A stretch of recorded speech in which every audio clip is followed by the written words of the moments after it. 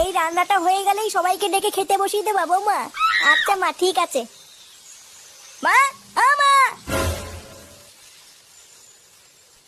এই বাঞ্চতটা এখানে কেন এসছে? তুই কার কথা বলছিস?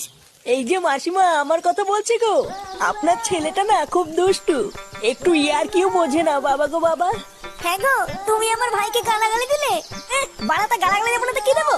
ও বলছো তার বাল, বাড়া আমাকে ঘরে একা পেয়ে আমার প্যান্টের ভিতরে হাত ঢুকে দিয়েছে। মা গো মা, জামাই বাবু তুমি অত রেগে যাচ্ছ কেন?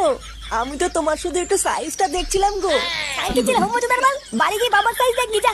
কি সব উল্টো পাল্টা কথা বলছিস তুই? যা বলেছি ঠিকই বলেছি। লেওরা আজকে প্যান্টের ভিতরে হাত ঢুকে দিচ্ছে, কালকে তো বলবে হালকা করে পুঙাও মেরে দাও। এই কি হয়েছে রে? এত চেঁচামেচি কিসের? দেখুন না মেশামশাই, মা গো মা, আপনার ছেলে একটু ইয়ার কিউ বোঝে না। ওটাই আর কি ছিল বাঞ্চদ? দেখেছেন তো কিভাবে বলছে।